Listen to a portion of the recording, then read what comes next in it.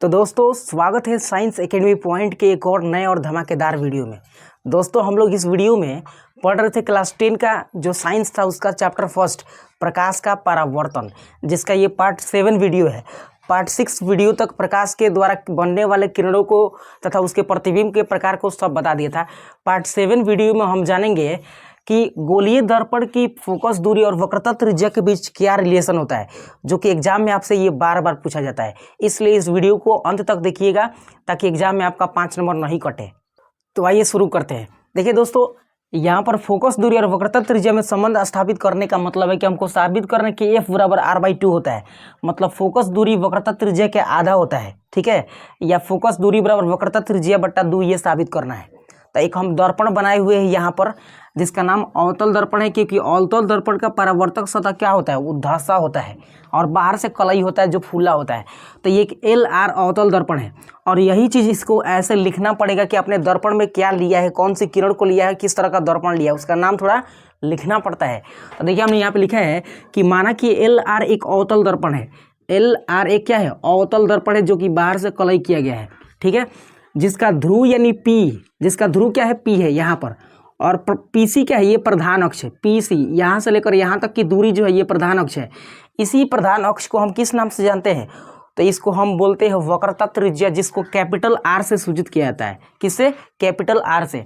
यहाँ पे देखिएगा, उसके बाद लिखा कि AB एक आपतित किरण जो प्रधान अक्ष के समांतर दर्पण पर जाती है। AB एक आपतित किरण है, ठीक है, I से सूचित करते हैं, जो दर्पण पर जा रही है और परावर्तन के बाद फोकस से होकर गुजर जाती है। यानी दर्पण पर जिस बिंदु पर पड़ा ना, वहाँ से परावर्तन के बाद क्या हो जाती है, फोकस से होकर गुजरती है। यहाँ पे देखिए, यानी ये AB जो है ना, ये किरण है जिसका नाम आपतित किरण है, और B, और यहाँ पे एक नाम दे देते हैं हम कुछ भी, ठीक है, जैसे Z नाम देते हैं। तो BZ जो है ना, ये क्या है, परावर्तित किरण है। अब यहाँ पे देखिएगा तो परावर्तन के नियम सभी लागू हो रहे हैं, जिसमें जो AB है ये आपतित किरण है और BZ जो है परावर्तित किरण है। इसके बीच में ये CB जो है ना, ये लंब है, अभिलंब है इसको बोलते हैं। जहाँ पे तीनों बिंदु मिल रहे हैं उसको क्या बोलते हैं, तो उसको बोलते हैं आपतन बिंदु, तथा इसके बीच कुछ कोण बन रहे हैं, ठीक है। तो हम यहाँ इसके अनुसार लिख सकते हैं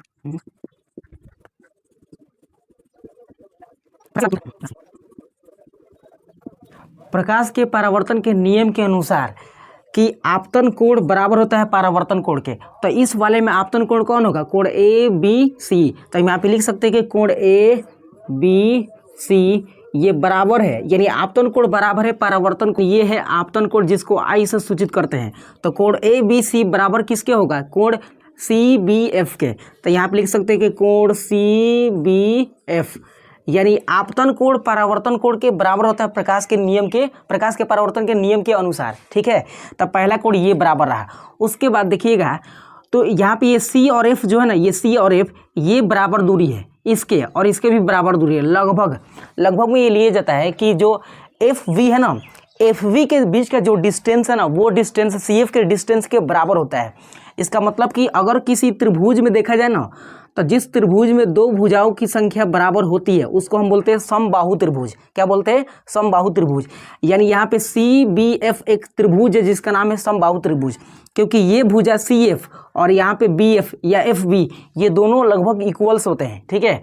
तो ऐसी परिस्थिति में देखा जाए ना, तो ये कोण किसके बराबर होगा, तो ये I के बराबर होगा, यानी आपतन कोण के बराबर होगा, क्योंकि ये एकांतर कोण को दर्शा रहा है। यहाँ पर I बन रहा है, यहाँ पे I होगा, तो एकांतर कोण के अनुसार ये भी दोनों क्या होंगे, बराबर होंगे। तो यहाँ पर जितना डिग्री का एंगल बन रहा होगा वहाँ भी इतना डिग्री का एंगल बनेगा, ठीक है।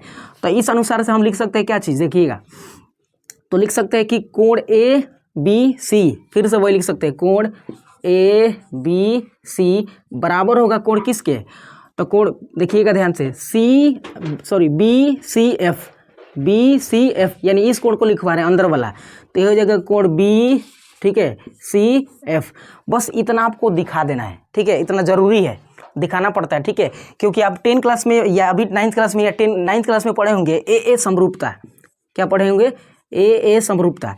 ए का मतलब होता है एंगल समरूपता। तो यहाँ पे हम तो कोणे को ना प्रूफ कर रहे थे, कोणे को दर्शा रहे कि दो कोण बराबर है। तो जब कोण दो बराबर है ना, तो इसके ऊपर हम कुछ भी काम कर सकते हैं, यानी इसके अनुसार। तो अब आगे क्या कर सकते हैं, देखिएगा थोड़ा ध्यान से।